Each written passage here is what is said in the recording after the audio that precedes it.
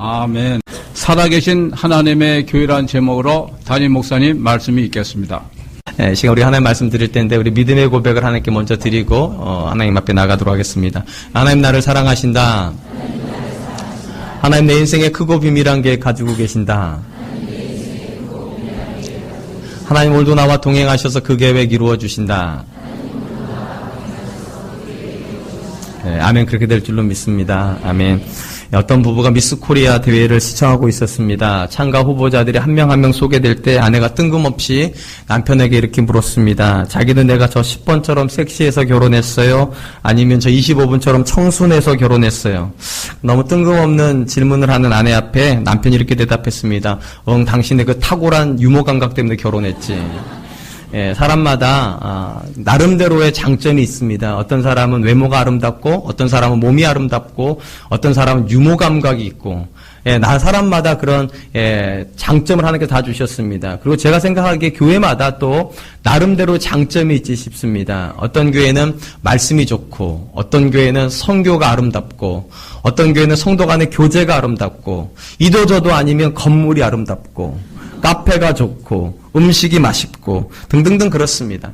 교회가 이 땅에 여러 교회가 있다 보니까 색깔이 다 다를 수 있어요. 그러나 근본적인 관점에서 보면 모든 교회는 같은 고백을 가지고 있는 교회가 돼야 된다 생각을 합니다. 왜냐하면 교회는 하나님이 세우시는 곳이기 때문에 같은 고백, 같은 하나님, 그리고 같은 믿음의 향기를 가져야 되지 않을까 싶습니다. 우리는 지난 주일 교회를 창립하는 영광스러운 경험을 하였습니다. 이 땅에 사는 사람들 중에 교회 창립 멤버가 된다는 게 그렇게 흔한 일은 아니죠. 그런데 우리 교회는 그런 고백을 지난 주간에 했습니다.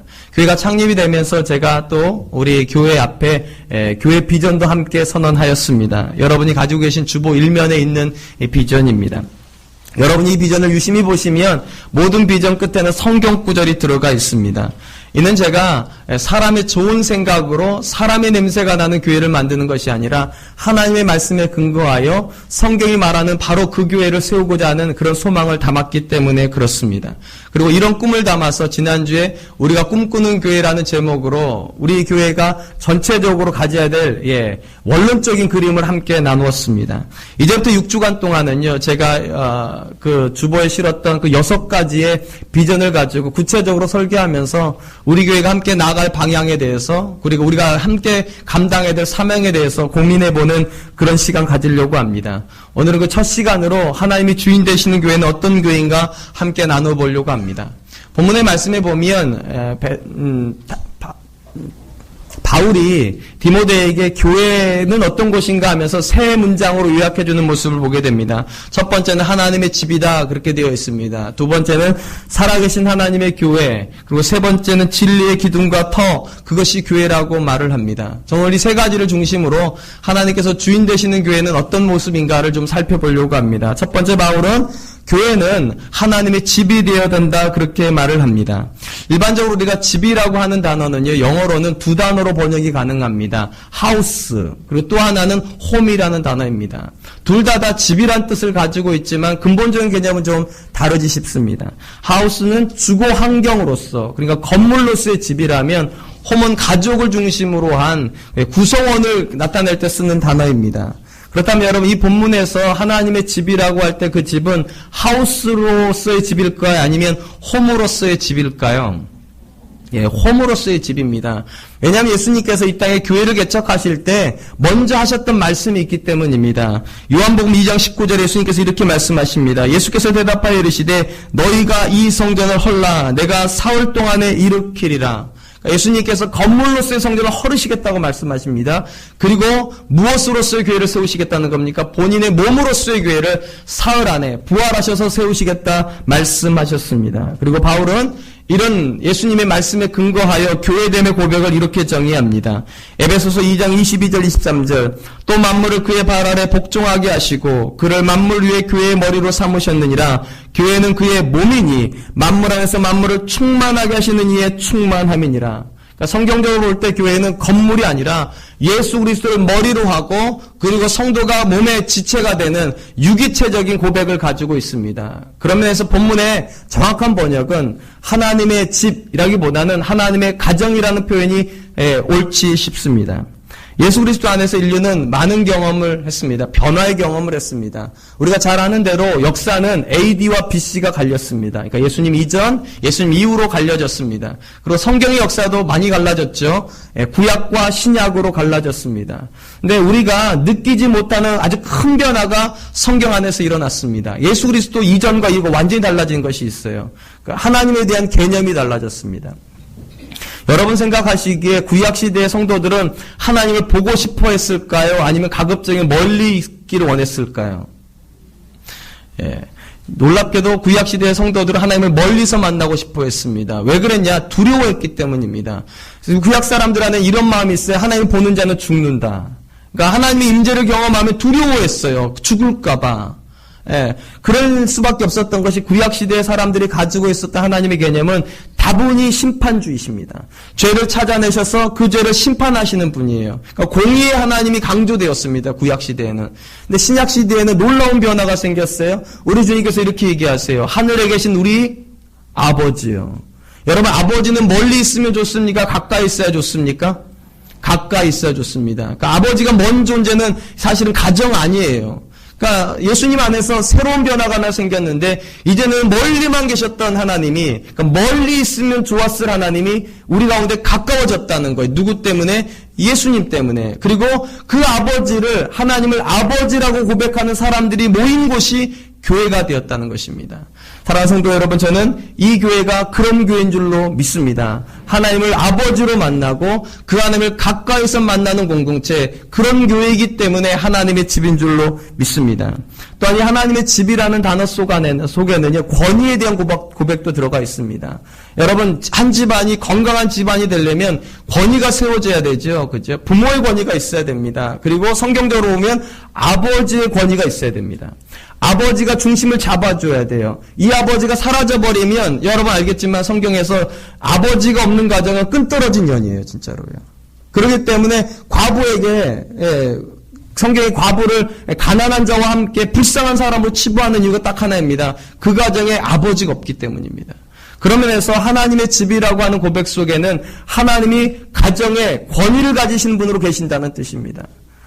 그런 면에서 저는 저와 우리 사랑하는 사랑과 은혜교회가 하나님의 권위를 인정하는 교회 되었으면 좋겠습니다. 여러분, 근본적인 관점에서 보면 교회는 사실은 성도 간의 연합체이기 때문에 성도 간에 친해질 수 있어요. 그런데 여러분, 이것이 교회의 본질은 아닙니다. 아버지 안에서 친해져야 됩니다. 하나님이 권위를 가지시고 그 하나님을 믿는 동일한 믿음 안에서 성도가 교제하고 그리고 연합해야 교회이지, 하나님 빼고 우리끼리조차 그것은 교회 아니지 싶습니다. 또한 교회가 다양한 사람들이 모이기 때문에 다양한 의견이 나올 수 있습니다. 심지어 논쟁을 할 수도 있습니다. 예를 들면 이 뒤에 벽면의 색깔을 우리가 파란색으로 바꿨어요. 그렇죠? 마음에 드신 분도 계시고 마음에 안 드신 분도 계실 거예요. 누가 파란색으로 바꿔서 하얀색으로 하래요? 그럴 수도 있어요. 근데 여러분, 의견이 다를 수는 있지만 그 다른 의견이 하나님의 말씀 앞에 나오면 그 말씀 앞에 복종할 수 있는 것이 교회입니다. 사람이 많다 보니까 생각도 다르고 가지고 있는 가치관도 다를 수 있어요. 그러나 절대적인 기준은 언제나 하나님의 말씀이어야 됩니다. 그래야 교회입니다. 사도 바울이 고린도 교회에게 편지 보낼 때 그 마음 가운데 불편함이 몇 가지가 있었습니다. 여러 가지 죄가 있었어요. 그런데 그 중에 특별히 불편했던 것 중에 하나가 교회 안에 파벌이 존재한다는 것이었습니다. 누구는 아볼로파, 누구는 바울파, 누구는 예수님파, 누구는 베드로파. 자기가 생각하는 대로, 자기가 좋아하는 사람 방향에 서가지고 교회를 갈라먹기 시작했습니다. 그리고 이 소식을 전해 듣고 바울이 이렇게 편지합니다. 고린도전서 3장 4절로 7절. 어떤 이는 말하되 나는 바울에게라 하고 다른 이는 나는 아볼로에게라 하니 너희가 육신의 사람이 아니리요. 그런즉 아볼로는 무엇이며 바울은 무엇이냐. 그들은 주께서 각각 주신 대로 너희로 하여금 믿게 한 사역자들이니라. 나는 심었고 아볼로는 물을 주었으되, 이제 중요한 말이 나옵니다. 오직 하나님께서 자라게 하셨나니 그런즉 심는 이나 물 주는 이는 아무것도 아니로되 오직 자라게 하시는 이는 하나님 뿐이시니라. 사도 바울하는 말은 이것입니다. 사도 바울의 고백 속에 교회는 누가 세웠느냐가 중요한 것도 아니고 어떤 사람이 인기가 있느냐도 중요한 것이 아니고 그 교회가 하나님의 교회냐 아니냐가 중요하다는 거예요. 하나님이 주인으로 계시고 하나님이 아버지로 계시고 하나님이 권위를 가지셔야 그게 교회라는 것입니다. 사랑하는 성도 여러분, 이 교회 안에 담임 목사 여러분 생겼어요, 이제요. 지난주부터 제가 담임 목사 됐어요. 우리 장로님들이 기도할 때마다 담임 목사님이 실 때마다 제가 뜨끔뜨끔해요. 홍정규 목사 오셔야 될 것 같아가지고. 예, 이제 담임 목사도 생겼어요. 장로님들도 계시고, 권사님들도 계시고, 앞으로 이제 또 장로님들도 세울 거고, 권사님들도 계속 세우고, 안수집사님도 세울 것입니다. 그리고 나름대로 권위를 가지실 겁니다. 저도 권위가 있겠죠. 우리 장로님들 권위가 있겠죠. 그러나 그 모든 권위는 절대적인 권위 앞에 복종해야 됩니다. 하나님이라는 권위 앞에. 아무리 장로님들이 기가 세도 하나님의 말씀 앞에 오면 온순해져야 됩니다. 아무리 목사가 대가 세도 하나님의 말씀 앞에 오면 겸손해야 됩니다. 그래야 교회입니다. 우리가 잘 아는 대로 구약 이스라엘 역사 중에 가장 암흑기, 가장 영적으로 침체됐던 시기는 사사시대입니다. 400년 침묵기, 암흑기라고 그렇게 부릅니다. 그 다음에 여러분 왜 사사시대가 그렇게 암흑기였을까요? 사사기 마지막 장 마지막 절이 그 이유를 말해줍니다. 사사기 21장 25절. 그때 이스라엘에 왕이 없으므로 사람이 각기 자기의 소견에 옳은 대로 행하였더라. 이스라엘이 암흑기였던 이유는요, 거기 안에 절대적인 기준이 없다는 거예요. 절대적인 진리가 없다는 거예요. 절대적인 믿음의 대상이 없다는 거예요. 다 소견에 옳은 대로 살아요. 너는 너대로 살아라. 나는 나대로 살 테니까. 너 좋을 대로 해라. 나도 나 좋을 대로 할 테니까. 흔히 우리가 살고 있는 시대를 포스트 모던 시대라고 합니다. 여러분, 포스트 모던 시대의 가장 중요한 기준이 뭡니까? 가장 중요한 덕목이 뭡니까? 이런 겁니다. 절대적인 가치의 상대화. 모든 것이 상대적이라는 겁니다. 절대적인 것은 없다. 이것이 포스트 모던의 시대 정신입니다. 그러니까 종교도 다 상대적이에요. 불교도 종교고, 천주교도 종교고, 이슬람도 종교고, 남녀 호랭교도 종교고, 기독교도 종교고, 다 상대성을 인정합니다. 그리고 기독교를 향해서 공격해요. 왜 너희만 유독 그러냐고. 다 똑같이 다 인정하는데 왜 너희는 다른 사람 인정하지 않느냐고. 다른 종교 인정하지 않냐고. 그러니까 포스트 모던 시대의 기독교는 좀 이단화적인 성격을 가지고 있어요. 왜냐하면 다 상대적인 걸 얘기하는데 우리는 절대적인 걸 얘기하잖아요. 오직 하나님만, 오직 예수님만. 여러분 그렇게 믿으시죠? 예. 다른 이론은 구원을 얻을 수 없다고 믿으시죠? 천하인간의 다른 이름으로 우리에게 주신 적 없다는 거 믿으시죠? 근데 포스트 모던은 그걸 부정한다니까요. 어디로 가든지 뭐로 가든지 산에만 올라가면 된다고 생각을 해요. 종교의 상대화예요. 진리의 상대화예요. 그런 관점에서 보면 사사기나 이 시대나 다를 바가 없어요. 절대적인 게 없어요. 그러면 포스트 모던 시대에 가장 절대적인 건 뭘까요? 없다고 그랬는데 그래도 있어요. 뭐가 있을까요? 여론입니다. 여론. 다수의 사람이 좋아하면 그게 선이 돼요. 다수의 사람이 옳다고 말하면 그게 옳은 거예요. 여러분 세상은 그래도 돼요. 근데 교회는 그러면 안 돼요. 여러분 교회에서 절대로 하지 말아야 되는 말이 뭔지 아세요? 민주적으로 합시다요. 민주적으로 합시다. 여러분 교회는 민주적인 곳 아닙니다. 나쁘게 말할게요. 이제 제가 조금. 교회는 독재하는 곳입니다. 누가요? 하나님이요. 민주적이지 않아요. 교회가 99.9%의 성도가 원해도 성경이 아니라고 하면 아닌 거예요.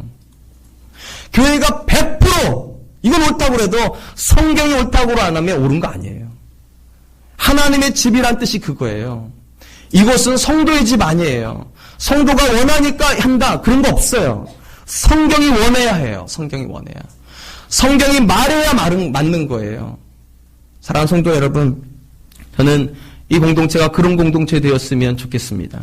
앞으로 여러분 투표 많이 하시게 될 겁니다. 장로님들도 뽑으실 거고, 권사님도 뽑으실 거고, 안수집사님도 뽑으실 거고, 심지어 6년 끝나는 마지막 주에는 담임 목사도 다시 뽑을 거예요. 새로운 사람 데려다 가겠다는 게 아니라 저를 놓고 다시 OX 할 거예요. 이 사람 계속해도 되겠나 안 하겠나 이거 OX 여러분이 하실 거예요. 근데 여러분 그때 저 사람이 나한테 잘해줬으니까 O, 저 사람이 나한테 안 해줬으니까 X 이러면 사람의 집단이에요. 비록 여러분에게 불편할지라도 주님의 교회에 저분이 유익하겠다 싶으면 O 하세요.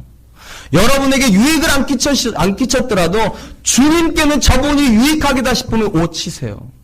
여러분 세상은요 내게 유익하지 않으면 무조건 X 칩니다. 무조건 반대예요. 내게 유익이 없으면 아무리 좋은 사람도 무조건 싫어해요. 주님의 교회는 그러면 교회되지 않습니다. 주님의 교회는 이렇게 물어봐야 돼요. 내게 유익이 아니라 하나님께 유익이 되는가? 과연 하나님께 영광이 되겠는가? 정원준을 또 써도 하나님께 영광이 되겠는가? 아마 저 때문에 덕봐서 오치는 사람은 없을 거예요. 제가 별로 그런 거 안 좋아하니까. 근데 여러분 보시기에 제가 하나님께 유익하다 싶으면 7년째 하세요. 저는 이 교회 오래 있고 싶어요.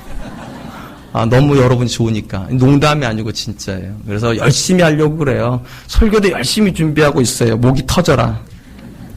여러분, 교회는 목사 없이도 세워질 수 있습니다. 여러분이 산 증인이잖아요. 목사 없는데도 교회가 흩어지지 않고 모여 있잖아요. 있었잖아요. 1200명이 넘는 성도들이 출석교회만 1200명이었으니까 1500, 2000 정도 되는 성도들이 목사 없이도 건재했잖아요. 그러니까 목사 없어도 교회는 돼요. 심지어 성도 없이도 교회가 돼요. 목사들이 개척할 때 성도 가지고 개척 안 해요. 어떨 때는 목사 혼자서도 개척을 해요. 애 때리고 성도님 애 둘 데리고 그리고 축가도 해야 되니까 찬송도 해야 되니까 사모님은 이제 솔리스트로 서서 하고 그러니까 성도 없어도 목사 혼자서도 교회 개척할 수 있어요. 심지어 건물 없어도 교회는 개척이 될 수 있어요. 그러나 하나님이 안 계시면 교회는 개척 안 돼요. 여러분, 우리가 교회 사람 공동체로 있을 때 매일같이 외쳤던 게 그거 아닙니까? 여러분들은 건물도 내려놓고 왔습니다. 돈도 내려놓고 왔습니다. 사랑하는 사람도 다 내려놓고 왔습니다. 그런데 누구는 모시고 왔다고요? 하나님은 모시고 왔다고요. 예, 사랑과 은혜교회도 역시 그 전통은 계승할 거예요. 여러분, 교회 사람으로 있을 때의 아픈 척은 다 버리세요. 심지어 좋은 수업도 다 버리세요. 새로운 교회가 탄생했어요. 근데 절대로 버리지 말아야 될 건 있어요. 교회 사랑 공동체가 가지고 있었던 그 고백. 하나님이 교회시다. 이 고백만은 여러분 절대 포기하지 마십시오. 목사가 교회 아닙니다. 성도가 교회 아닙니다. 건물이 교회 아닙니다. 하나님이 교회십니다. 그래서 하나님의 집입니다. 그러니까 우리 안에서 절대로 하지 말아야 될 몇 가지 있다고 말씀드렸어요.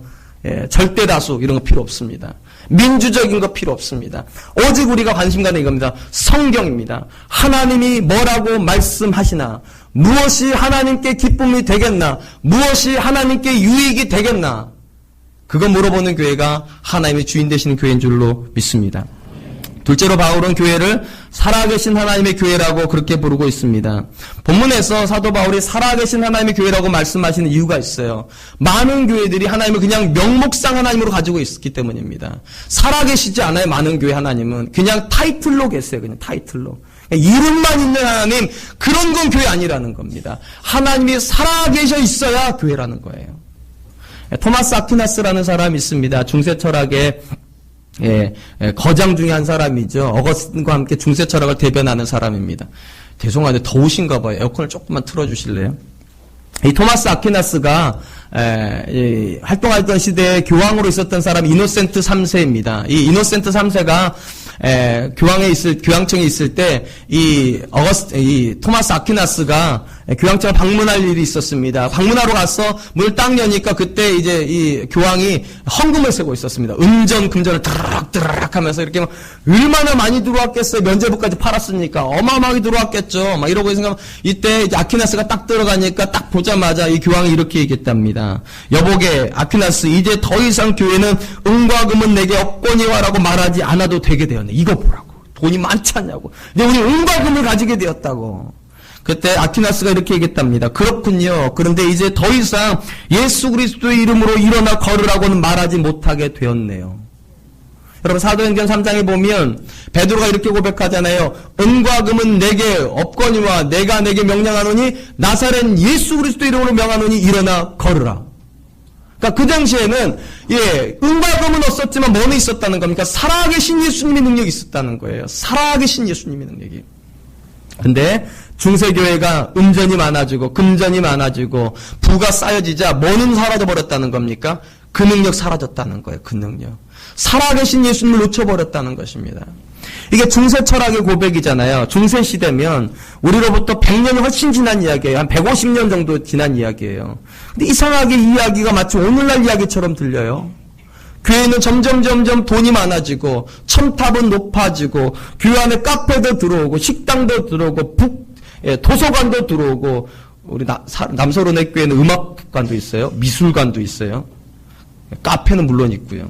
점점 교회는 편리해지고 부자가 되고 있고 화려해지고 있는데 과연 우리 교회, 이 땅에 있는 오늘날 교회에는 과연 하나님이 살아 계십니까? 은과 금은 있는 게 확실한데, 연약한 자를 일으켜 세우는 그 예수님이 계십니까? 낙담된 심령을 일으켜 세우는 그 예수님이 계십니까? 아무리 생각해 보아도 오늘날 교회는 점점 종교 집단화되고 있지 싶습니다. 그냥 하나님을 명목상 타이틀로 달고 우리끼리 모여서 우리끼리 즐거운 일하고 우리끼리 행복하자고. 여러분 바벨탑하고 하나 다를 바가 없어요. 우리 이름을 내고 우리가 주인이 되는 세상 만들자. 그런 교회는 교회 아닙니다. 살아계신 하나님의 교회. 하나님이 살아계셔서 그 하나님께서 다스리는 교회. 사도 바울이 고린도 교회 성도를 향하여서 하나님을 이렇게 소개하는 모습을 보게 됩니다. 고린도전서 1장 9절 너희를 불러 그의 아들 예수 그리스도 우리 주와 더불어 교제하게 하신 하나님은 미쁘시도다. 다시 한번 잘 들어보세요. 너희를 불러 그의 아들 예수 그리스도 우리 주와 더불어 교제하게 하신 하나님은 미쁘시도다. 어떤 하나님이라고요? 뭐 하게 하신 하나님? 교제하게 하신 하나님. 여러분 이 땅에는 많은 종교들은요 다 경배하는 종교들입니다. 그죠? 불교에도 경배의식이 있어요. 불교에 사는 경배는 엎드리잖아 이렇게요. 가가지고 막 3,000배 하잖아요. 그죠? 그 다음에 저기 중동 지역에 사는 이슬람교 어떻게 합니까? 엉덩이 높이 쳐들고 고개 탁 쳐버려요. 이렇게. 그러니까 무릎 사이에 고개를 팍 집어넣잖아요. 경배하는 형태가 있어요. 그리고 뭐 저기 예전에 우리나라 어르신들이 하는 건 손바닥 바지에 피는 이런 게 다 경배하는 형태잖아요. 그죠? 그러니까 경배하는 모습은 다 있어요. 우리도 이게 지금 이렇게 경배하는 겁니다. 우리도. 그죠? 근데 여러분, 대부분의 종교, 아니야. 모든 종교는 경배합니다. 근데 모든 종교가 그 신과 교제합니까? 아닙니다. 교제 안 합니다. 제가 아는 유일한 교제하는 종교는 기독교예요. 유일한 종교예요. 모든 종교는 다 경배하지만 기독교는 교제하는 종교입니다. 그리고 바울이 한 얘기일 거잖아요. 하나님은 우리를 어떻게 하시는 분이라고요? 예수 그리스도와 교제하게 하시는 분이시다. 여러분 교제한다는 뜻이 무엇입니까? 매일 만난다는 뜻이죠. 매일 만난다는 뜻입니다. 4월 초파일 하루 만나는 게 아니라 주일날 와가지고 하루 만나는 게 아니라 매일 만나야 교제하는 거죠. 여러분 아니세요? 여러분 한 달에 한 번 만나고 결혼하신 분 계시죠? 1년에 한 번씩 만나고도 결혼되신 분 계십니까? 그런 사람 없어요. 너무 만나고 싶으니까 차비라도 아끼는 마음으로 너무 그냥 밖에서 먹는 그 밥값 아끼자고 매일 만날 거니까 어차피 우리가 그러니까 결혼이나 하자고. 그래서 결혼된 거 아닙니까? 매일 만나고 싶고 매일 보고 싶어서 그래서 결혼하는 거죠. 하나님께서 우리에게 하신 말씀이 그거라고요. 하나님은 어떤 하나님이시냐? 그냥 명목상 하나님이 아니라 매일 만나야 될 대상이라는 거예요. 교제해야 될 대상이라는 것입니다. 사랑하는 성도 여러분, 그런 면에서 저는 기독교를 종교라고 부르는 것에 대해서 별로 동의하지 않습니다. 기독교는 종교 아닙니다. 기독교는 삶이에요. 매일 그분을 만나는 삶이에요. 그래야 교회가 교회되는 겁니다. 저는 사랑과 은혜 교회가 그런 교회 되었으면 좋겠습니다. 하나님과 매일같이 만나서 그 살아계신 하나님 때문에 영향받는 교회. 살아계신 하나님 때문에 내 말이 영향받고 내 행동이 영향받고 내 가정이 영향받는 그런 교회. 그게 살아있는 교회고 그게 하나님의 교회인 줄로 믿습니다. 제가 남서른의교에 있을 때 매주 목요일마다 새벽에 홍정일 목사님과 목회 기도회를 했습니다. 홍정일 목사님이 주중에는 워낙 바쁘셔가지고요. 동해번쩍 서해번쩍에 연해주 갔다가 중국 갔다가 미국 갔다가 이렇게 왔다 갔다 하시고 그리고 코스타 집회로 유럽도 다녀오시고 하다 보니까 주중에 교회를 많이 못 돌보세요. 그러니까 그 사이에 이제 부목사님 14분이 구석구석 요소요소 들어가가지고 정보를 수집해가지고 옵니다. 그리고 나서 목요일날 저녁 아침에 목사님한테 보고를 합니다. 지난 주간에 이런 일이 있었습니다. 이런 한우들이 있었습니다. 이런 분들이 그 상을 당했습니다. 등등 보고를 해요. 그리고 나서 그 제목들을 모아가지고 기도회를 합니다. 네, 목사님께서 목요일 날도 바쁘셔가지고 못 나와도 우리 목사님들은 기도했습니다. 똑같은 시간에 똑같은 장소에서 기도회를 해요. 근데 참 신기한 건 홍정길 목사님이 계실 때하고 안 계실 때하고 기도의 분위기가 같을까요, 다를까요? 아시네요. 달라요. 홍 목사님이 계실 때 다리 꼬는 사람 있을까요, 없을까요? 없어요. 다 무릎에 손 탁 얹고 담임 선생님 앞에 앉아있는 학생 같아, 다. 목사님 물어도 안 보는데 말하는 사람 있을까요, 없을까요? 없어요. 절대로 없어요. 물어봐야 얘기해, 물어봐야. 1교고, 네네네. 2교고, 네네네. 3교고, 네네네. 아무도 말 안 해요. 아무도 말 안 해요. 농 목사님 안 계시잖아요. 그럼 벌써 딱 태도가 달라져요. 어깨가 뒤로 쫙 밀려요. 이렇게요. 그리고 다리 꼬고. 그리고 누가 말을 시작하기도 무섭게 막 말을 쏟아내. 평소에 말 못했다는 사람처럼 막 쏟아내요. 심지어 싸우기까지 해요. 여러분 신기하지 않습니까? 똑같은 시간에 똑같은 장소에서 똑같은 사람들이 모였는데 왜 이렇게 달라요? 딱 한 사람이 있느냐 없느냐에 따라서 완전 달라져요. 완전 달라져요. 그때 제가 알았어요. 이게 살아있다는 뜻이구나. 홍정일 목사님이 살아서 그 자리에 있으니까 태도가 달라지고 하는 말이 달라지고 심지어 한 어경도 달라져요. 문체도 달라지고 덜덜덜 떠니까. 여러분 한번 곰곰이 생각해 보세요. 한 사람 앞에서 사람이 그 정도 영향받을 수 있다면 살아계신 하나님 앞에서 우리가 영향 안 받을 수 있습니까? 홍정길 목사님 앞에서 그 목사들이 어린 목사들도 아니에요. 50대 중반도 있어요. 그런데도 덜덜덜 떨고 있는데 그 한 사람한테도 그 정도 영향받을 수 있다면 여러분 살아계신 하나님 앞에서 우리가 산다. 영향 안 받는다는 게 이상한 거 아닙니까? 우리는 죽어 계신 하나님 앞에서 신앙생활하지 않습니다. 교회만 갇혀있는 하나님께 영향받지 않습니다. 신앙생활하지 않아요. 내 삶에 지금 이 옆에 살아계신 하나님 앞에서 신앙생활한다. 그것이 교회됨의 고백입니다. 여러분 종교개혁자들이 가장 많이 썼던 말이 무엇인 줄 아십니까? 마틴 루터도 정말로 이 말을 많이 썼다고 합니다. 코람데오라는 말입니다. 하나님 앞에서란 뜻이에요.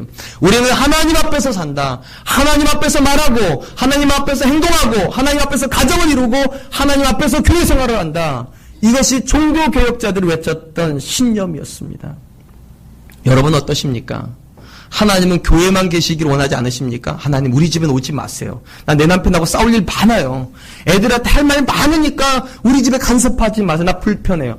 하나님 우리 집까지는 오시더라도 내 직장은 오지 마세요. 나 불편해요. 하나님 뭐래? 그럼 다 까고 직장까지는 오시더라도 회식 자리는 오지 마세요. 나 너무 불편해요. 교회 아닙니다. 교회 아니에요. 교회는 살아계신 하나님의 교회. 그분이 명목상으로 계시는 분이 아니라 정말로 살아계셔서 영향을 주고 영향을 받고 변화가 일어나고 새로워져야 된다는 거예요. 이 사랑하는 사랑과 은혜 교회는 그런 교회 되었으면 좋겠습니다. 하나님 내 삶에 오십시오. 그래서 내게 말씀하십시오. 내 자녀에게도 말씀하십시오. 내 남편, 내 배우자에게도 말씀하십시오. 내 직장을 향해서도 말씀하십시오. 내 친구 관계에도 간섭하십시오. 그렇게 허락해야 교회가 된다는 것입니다. 저는 이 사랑과 은혜 교회가 그런 교회 되기를 축원드립니다. 마지막으로 사도 바울은 교회를 진리의 기둥과 터라고 말을 합니다. 이 말은 교회가 진리를 바치고 있는 터전도 돼야 되고 진리를 견고하게 세우고 있는 기둥도 돼야 된다는 뜻일 것입니다. 여러분 건물을 지을 때 사람들이 제일 먼저 신경 쓰는 게 뭡니까? 이 터예요. 터. 그렇지 않습니까? 집안이 연약하면 건물 높이 못 올라가요. 집안이 튼튼해야 건물이 견고해집니다. 그러나 집안만 좋다고 해서 건물이 세워지지 않아요. 건물의 크기가 커지면 커질수록 기둥도 튼튼해야 돼요. 튼튼해야 건물이 견고해요. 그죠? 건물 안 지어보셔도 그 정도는 알잖아요. 예. 사도행전 4장에 보면 베드로와 요한이 그 안진뱅이를 은과 금은 내겼거냐 그 고백을 일으키고 나서 이야기를 기록하고 있습니다.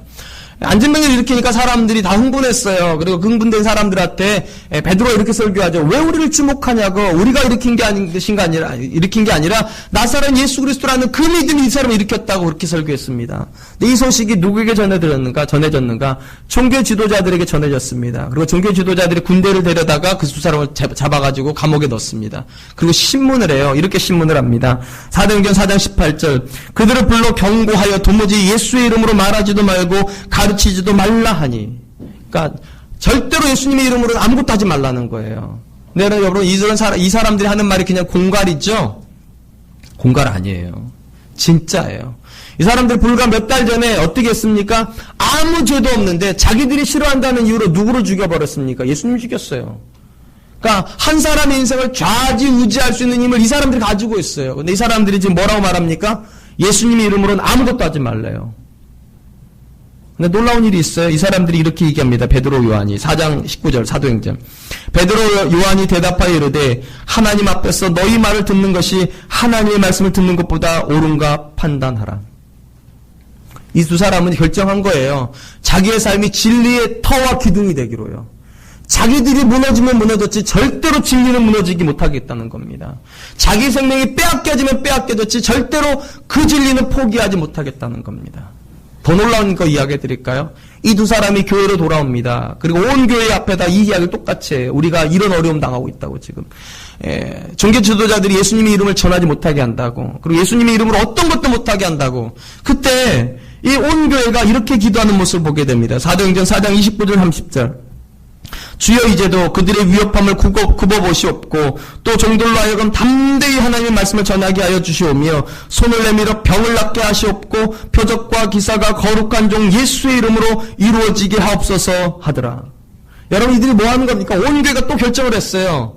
절대로 포기하지 않겠다고 이 진리를. 절대로 이 진리가 무너지게 내버려두지 않겠다는 겁니다. 우리를 더 담대하게 하십시오. 우리가 기둥을 더 튼튼하게 하십시오. 집안을 더 견고하게 해주십시오. 여러분 교회가 존재하는 목적은 바로 그것 때문입니다. 진리를 진리되게 세상을 향하여 진리의 집을 견고하게 세워주기 위하여 교회가 존재합니다. 지난주에 우리는 창립의 감격을 누렸습니다. 우리가 하나님 앞에 드렸던 창립의 모든 순서가 다 은혜로웠어요. 그렇게 동의하시죠? 저만 그런 거 아니죠?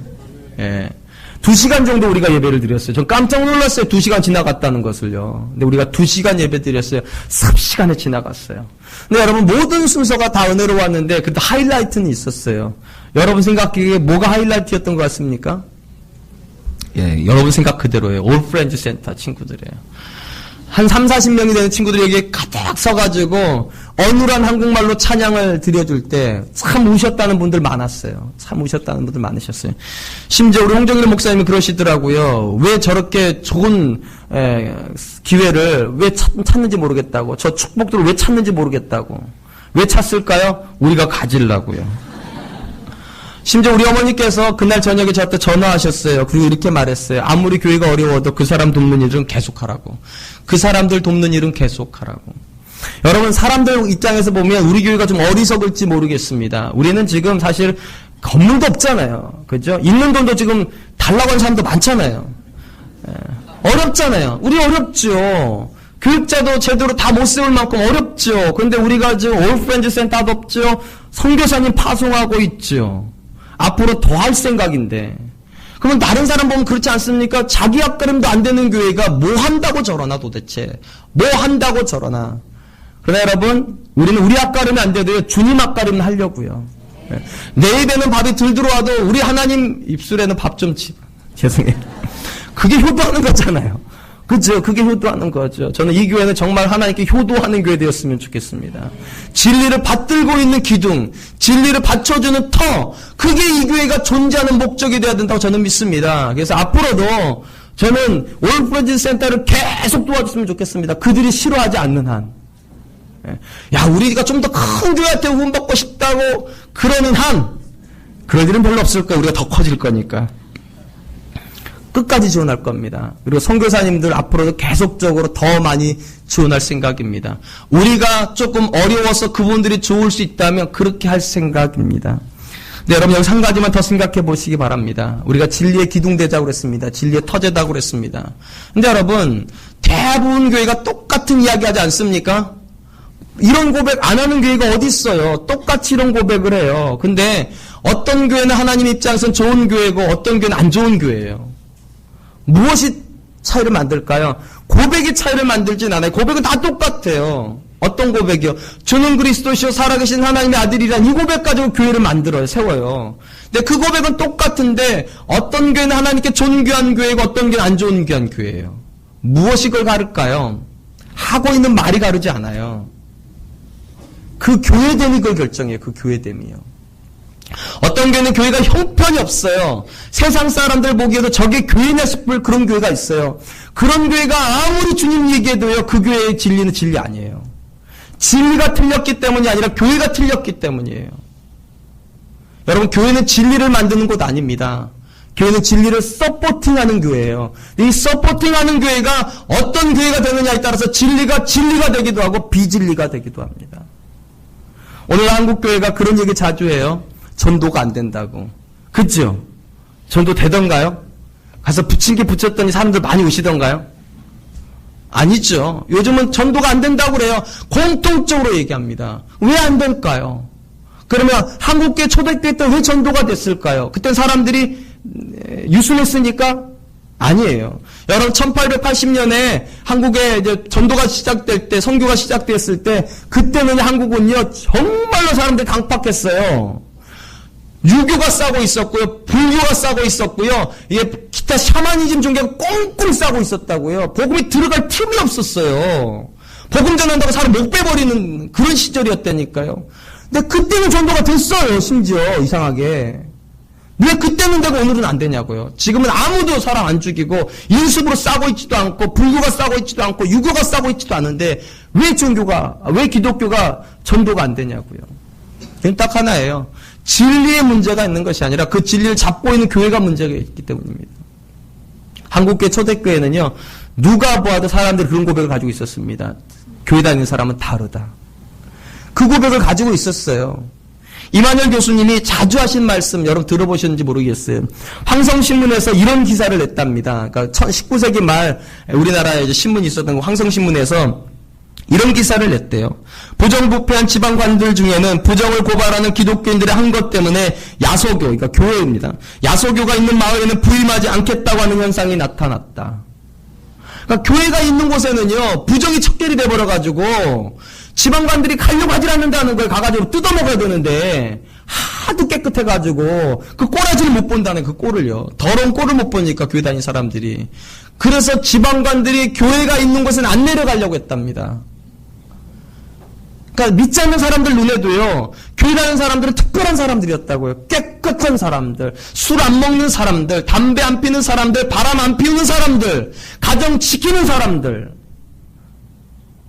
그러니까 그 사람들이 하는 말에 귀는 기울였다고요. 그 사람들 하는 말에.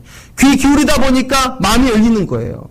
근데 오늘날은 교회가 아무리 말을 해도 귀 닫아버리죠. 뭐라고 말합니까? 니네나 잘하라고, 니네나 잘하라고. 진리가 틀려서 귀 닫는 거 아니에요. 진리가 달라졌기 때문에 귀 닫는 거 아니에요. 그 진리를 붙잡고 있는 교회가 이 기둥이 부실하기 때문이에요. 터가 부실하기 때문이에요. 교회가 개혁의 대상이 돼버렸어요. 세상을 개혁해야 될 교회가 개혁의 대상이 돼버렸다고요. 세상의 소금이 돼야 될 교회가 세상으로부터 공급을 받아야 되는, 세상의 지혜를 끄집어다 들어가지고 교회를 경영해야 되는 그런 사태가 지금 벌어지고 있습니다. 저는 우리 교회는 그런 교회 되지 않았으면 좋겠습니다. 우리는 세상 앞에서도 부끄럽지 않은 교회 되었으면 좋겠습니다. 제가 이 교회 오기 전에요, 우리 집사님 형님께서 하시는 교회를 한번 다녀온 적이 있습니다. 그분이 저한테 그랬어요. 우리 형님이 이제 은퇴할 날이 얼마 안 남았는데 후임 목사를 구하는데 목사 한번 갔다 오실래요? 그러더라고요. 그래서 제가 그 교회 한번 갔다 왔어요. 그 교회 앞에 가가지고 제가 이 교회가 어떤 교회인가 궁금했어요. 그래서 제 아내를 철물점에다 보냈어요. 그 교회 앞에 철물점이 있더라고요. 가서 한번 물어보라고. 이 교회 어떠냐고 한번 물어보라고. 근데 그 철물점 주인이 다행히 교회를 안 다니셨어요. 제가 원하는 건 안 다니는 사람 입장에서 교회가 어떠냐는 거였어요. 근데 제 아내가 듣고 와서 이런 얘기를 하더라고요. 그 철물점 주인이 그러는데 저게 좋은 교회라고 그러더라고요. 그러니까 교회 안 다니는 사람이 볼 때도 교회가 좋은 교회래요. 그래서 제가, 괜찮겠구나. 근데 문제는 그 담임 목사님 저를 안 좋아하시더라고요. 제가 못 갔어요. 여러분, 제가 꿈꾸는 교회는요, 교회 다니는 사람들이 좋아하는 교회 아니에요. 물론 그것도 필요해요. 그런데 여러분, 진짜 교회 사명은요, 세상의 수금이기 때문에 믿지 않는 사람에게도 칭찬 들어야 됩니다. 믿지 않는 사람들에게도 저 교회는 다르다는 소식을 들어야 돼요. 그래야 진리가 돼요. 저는 우리 사랑과 은혜교회가 그 고백을 반드시 얻어내는 교회 되었으면 좋겠습니다. 여러분, 이 주변에 있는 사람들과 싸우지 마세요, 절대로요. 여러분, 싸우다가는요, 교회가 망해버립니다. 믿지 않는 사람들에게 칭찬 듣는 교회. 그리고 사람들에게 믿지 않는 사람이, 믿는 사람이 이사 왔을 때, 믿는 사람이 믿지 않는 사람이 이 주변에 좋은 교회 어디 있냐고 그럴 때, 믿지 않는 사람이 서슴지 않고 사랑과 은혜교회 가보라고. 그 교회 사람들 참 좋더라고. 그런 교회가 되면 이 교회는 진리의 기둥 될 줄로 믿습니다. 이 교회는 진리의 터전 될 줄로 믿습니다. 우리 주님께서 이 교회 때문에 더 힘있게 설교하시고 더 힘있게 사역하시고 더 힘있게 당신의 나라를 확장한다면 이 교회는 존재할 목적이 있습니다. 이제 말씀을 맺겠습니다. 이 땅에 수많은 교회가 있습니다. 우리의 소망은 또 하나의 교회가 되는 거 아닙니다. 그죠? 하나님께서 찾으시는 바로 그 교회 되는 것입니다. 어떤 교회가 그런 교회입니까? 하나님의 교회는 하나님의 집이어야 합니다. 성도가 주인인 곳 아니어야 돼요. 절대 다수 의견이 중요한 것 아니어야 돼요. 하나님의 의견이 중요하고 그분의 주권이 중요한 교회 되어야 될 줄로 믿습니다. 두 번째, 이 교회는 살아계신 하나님의 교회가 돼야 됩니다. 일주일에 주일에 한번 딸랑 보고 가가 잊어버리는 교회가 아니라 매일같이 코람되어 하나님 앞에서 성도가 살아갈 때 이 교회는 하나님의 교회 될 줄로 믿습니다. 세 번째, 이 교회는 진리의 기둥과 터가 되어야 됩니다. 하나님의 진리가 이 땅에 드러날 때 든든하게 아무 문제 없이 드러날 수 있도록 이 교회가 쓰임받아야 될 줄로 믿습니다. 그럼 우리는 또 하나의 교회가 아니라 하나님이 칭찬하시는 바로 그 교회 될 줄로 믿습니다.